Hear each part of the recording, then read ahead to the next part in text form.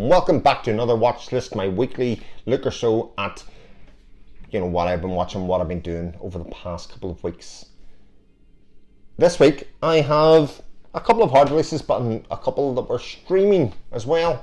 And I'll start with one of the ones that was streaming, a recent release by Celine Sciamma called Portrait of a Lady on Fire, a film that has gained a lot of love and devotion from similar like minds throughout the community. It tells the story of a girl who's been brought in to paint, a girl who's been betrothed to another man, and the way of introduction is to do a painting to show what she looks like in her manner and capture her features, of which there's been some difficulty in doing up to that point. I've probably seen the trailer for it to basically know that this then becomes a movie about love between two women, between the two main protagonists, and there is no doubt that this is just one of the most gorgeously luxurious shot movies that you'll ever see. Some of the imagery on screen is just, you'll sit back and take your breath away with it. The one thing that I will say about it, and it is a fabulous movie, it really is a fabulous movie, is that I don't think the film earned the attraction on both sides quite well enough for me. Certainly in first watch, I may have missed something, and certainly if I go back and rewatch it, I may change my mind, and it is one that I definitely will rewatch. I can see how the reattraction happened from the painter to the subject, because she is looking at her in such fine details, how she holds her hands, how she has a look, how she rarely smiles, and when she does smile, how it changes her whole personality and demeanour. I can definitely see the attraction on that end. From the other way to the painter, maybe it's just the very nature of the camaraderie and the fact that she has been feeling fairly isolated until that stage.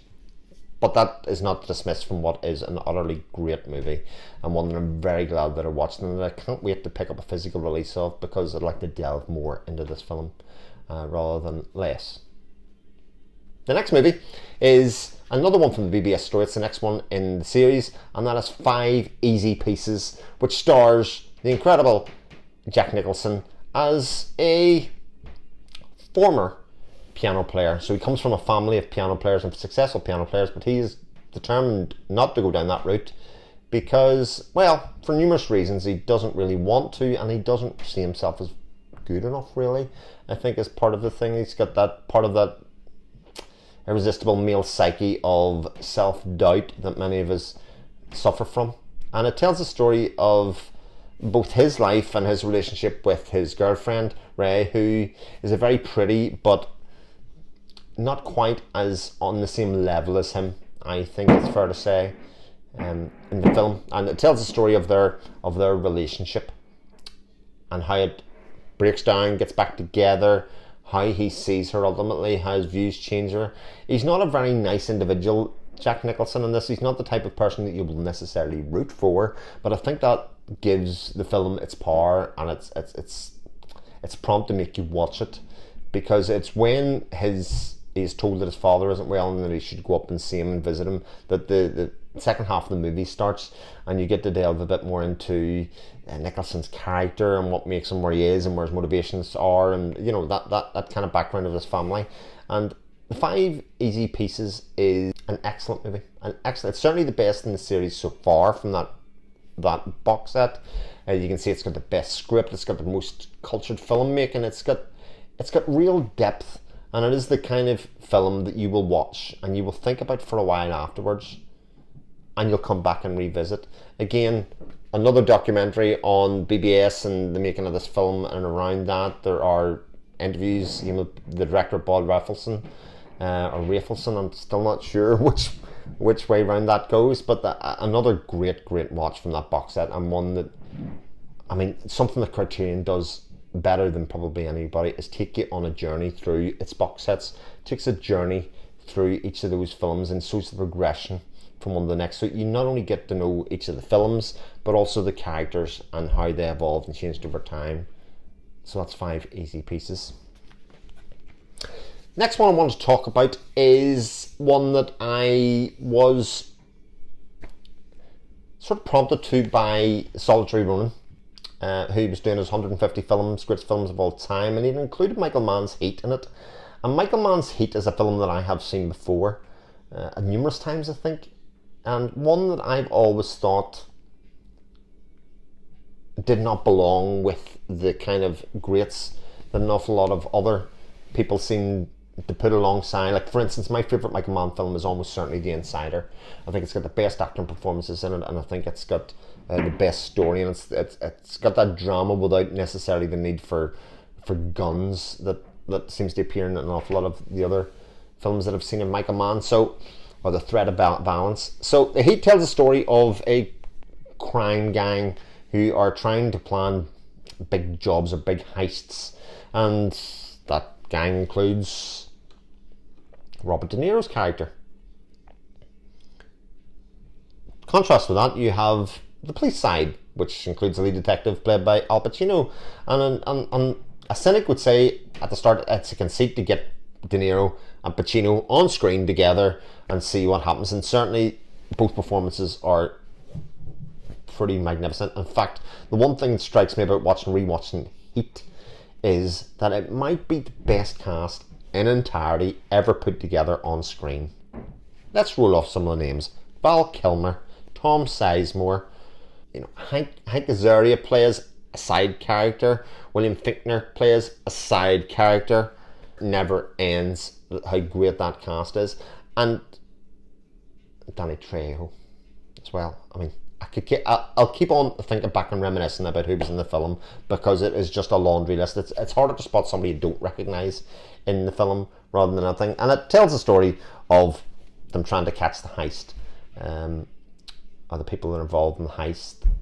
It's long. It's 2 hours 50 minutes, and I think that's one of the things where it falls short for me a little bit. It's a bit too long. There is an extra hour added onto the film in the purpose of what is an interesting character to start but becomes unnecessary, I feel, at the end in Waingro.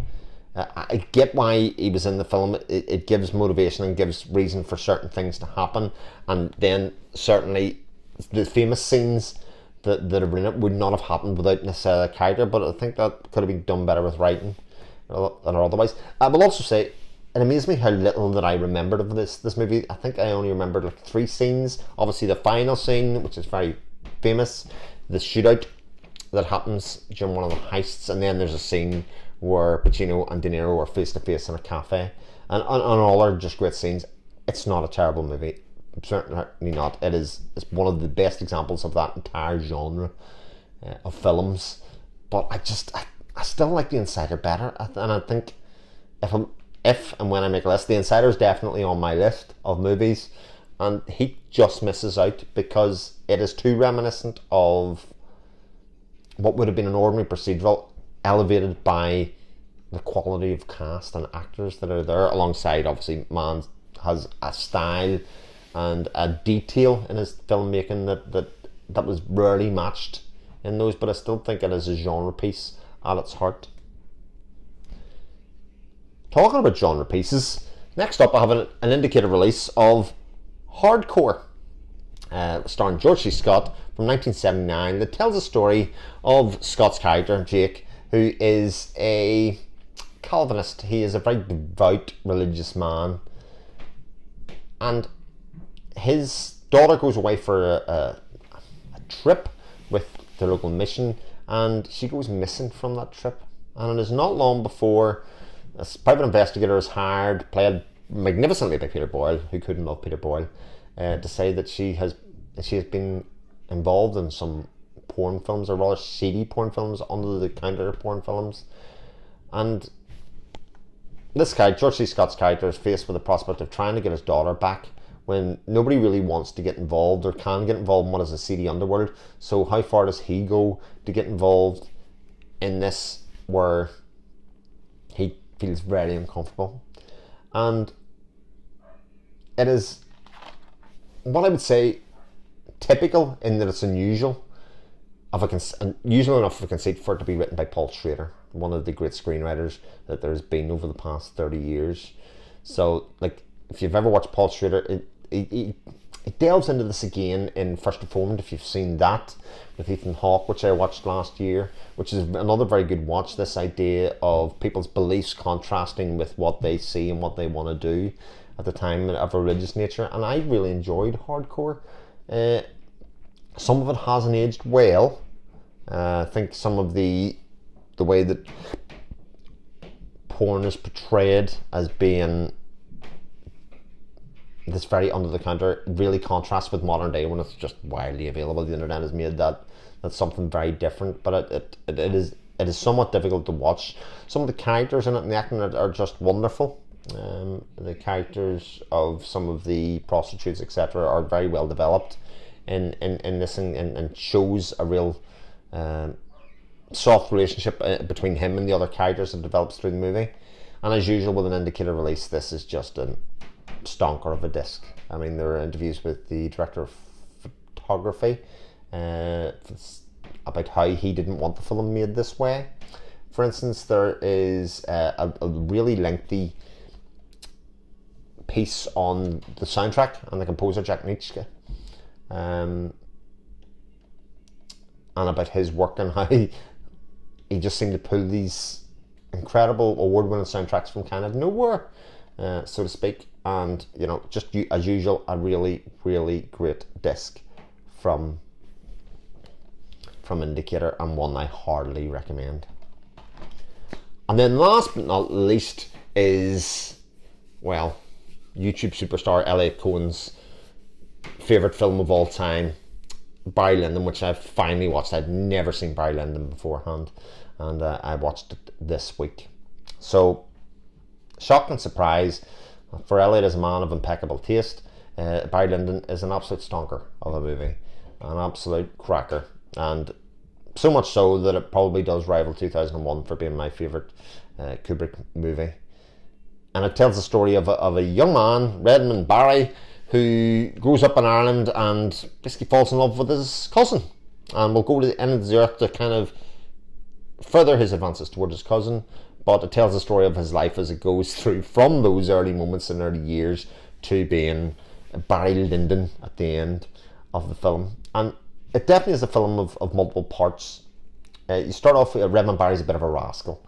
He's a bit of a grifter. He's able to look at situations and grift them or get them to his advantage. He's a man of talent.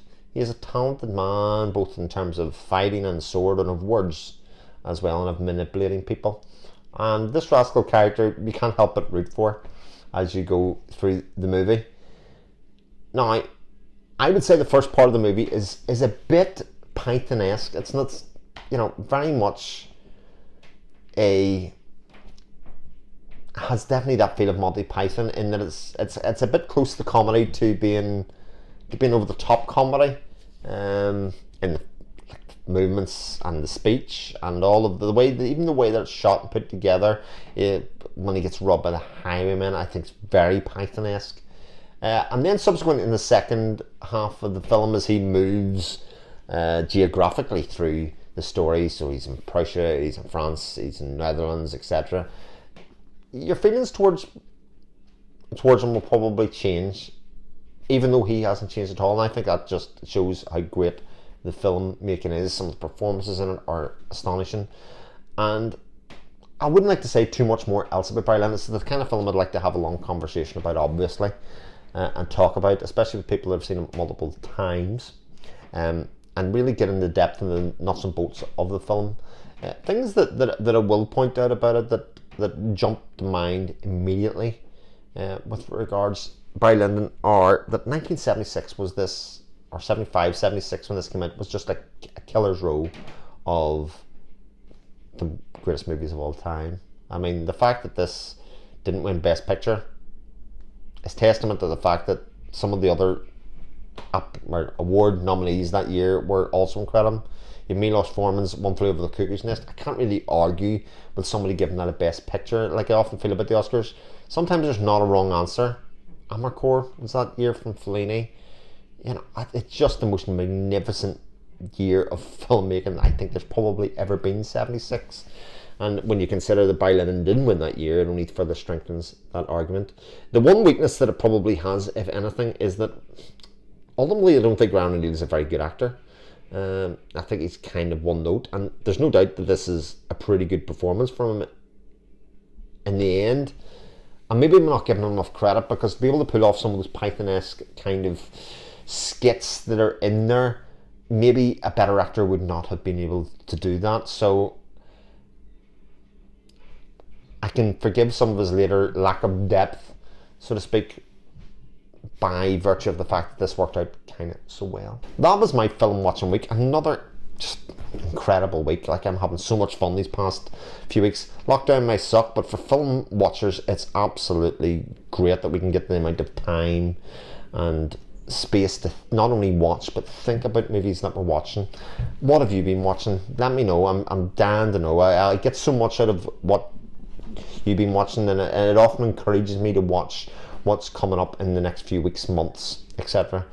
I'd also like to give a congratulations to Tony Farnella, one of my good friends on YouTube as well. He's hit 100 subscribers. He's running a giveaway, digital code giveaway at the moment. Head over to the channel, stick a link down in the description. And a shout out to Solitary Ronan as well, who's taking a well-earned hiatus at the moment. But if you want to check out his stuff on his channel, I just think his stuff is just the best. In terms of introducing me to movies and ideas about cinema that I would ordinarily not have seen. Thanks very much for watching. Take care of yourselves, and I'll speak to you all soon. Bye!